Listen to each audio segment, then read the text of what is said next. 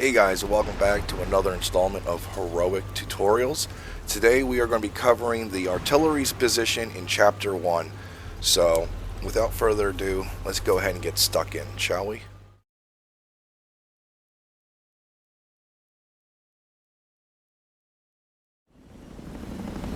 Alright guys, so at the very beginning, you're going to see that I'm going to pretty much turn to get into position, but I'm not going to move. That way everybody else has the ability to get out and do what they need to do.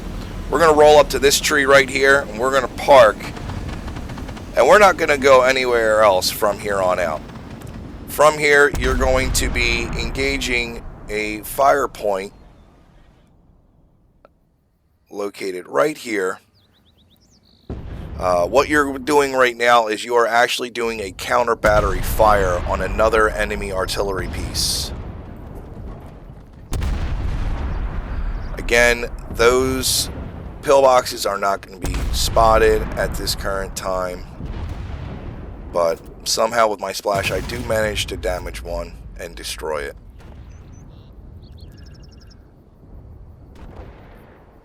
And there we go. Artillery 1 is dead. From there, you're going to move to the next location and continue your counter battery fire.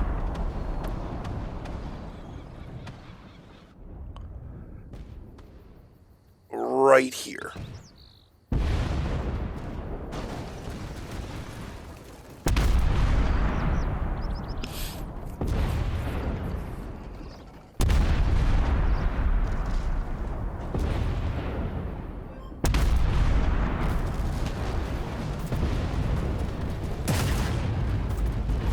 Now it sounds like I just fired a white phosphorus shell.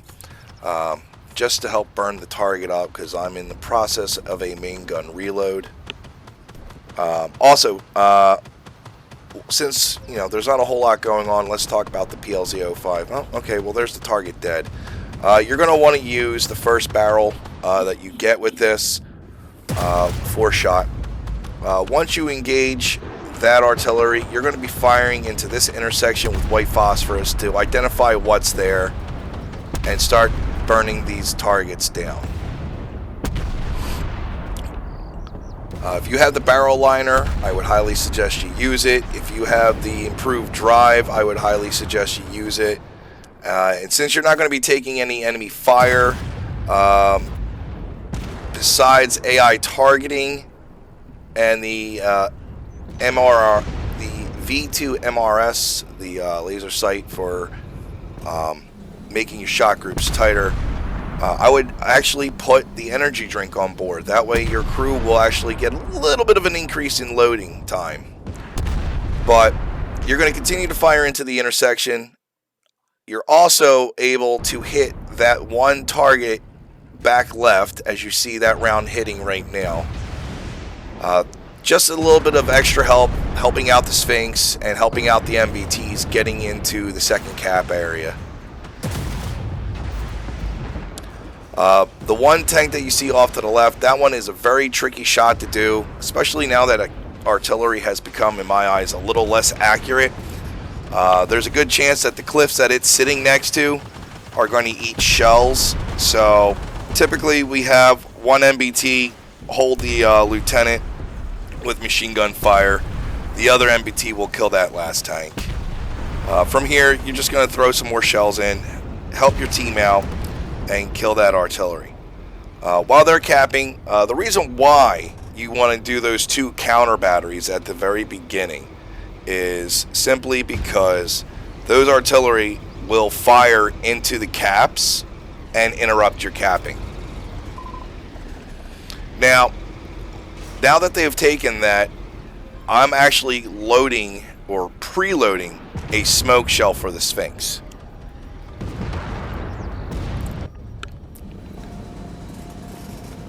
And I'm going to do a little bit of assistance here with my MBT that is holding that cap.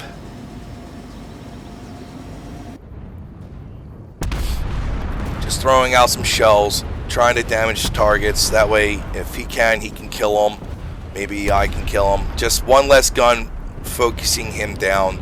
That way, you know, he might be able to make it out of that cap circle alive.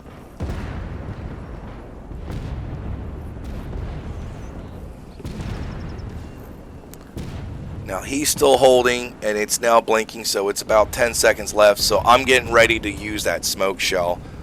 The Sphinx is getting ready to leave, so I'm going to be sitting there, and I'm just going to be waiting for him to call out for the smoke shell. Now there is this very specific spot that you're going to want to go to fire this smoke shell. You're going to look at this train that's derailed on the tracks. And right where there's a couple train cars that are derailed is where you're going to be aiming your smoke shell. I usually aim for the tanker that's still somewhat on the tracks, and I'll center my smoke on the tanker car that's still on the track. And as you heard, I just fired my smoke. This is going to give the Sphinx the ability to go ahead in without being detected and hit that circle. Other than that, your main job now is to throw high explosive and white phosphorus onto the cap circle. One nice little trick is, since you're already only firing one smoke shell, there's no need to bring more than one smoke. And when you only have one smoke shell, the second you fire it, you're automatically going to start loading your white phosphorus rounds again. So there's no need to, you know, double tap your 2 key to start loading your white phos. It'll already start doing it on its own. So that's just one less thing you have to worry about. So definitely when you go into this, and if you're going to play the artillery role, definitely bring 9 white phos shells and 1 smoke shell.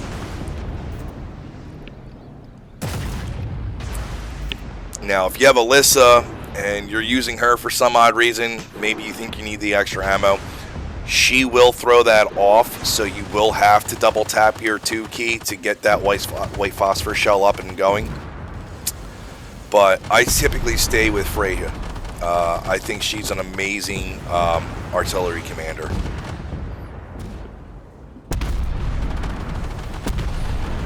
But yeah, guys, we have what looks to be 16 seconds left on the clock. Well, actually, no, 32 seconds on the clock, it looks like. So that's pretty much it. We'll do a quick recap on it. So at the very beginning, you're going to engage from across the bay an artillery piece. Then you're going to move to the left and engage a second artillery piece at another outpost that the enemy have. Once you do that, you're going to fire a white phos shell into the intersection to identify the vehicles and let your Sphinx know what you got there, so is that he's already aware of it. And then you fire that smoke shell, and that's it. That's how you play the artillery in Mission 1. Thanks for watching, and more will be coming. Till then, good hunting.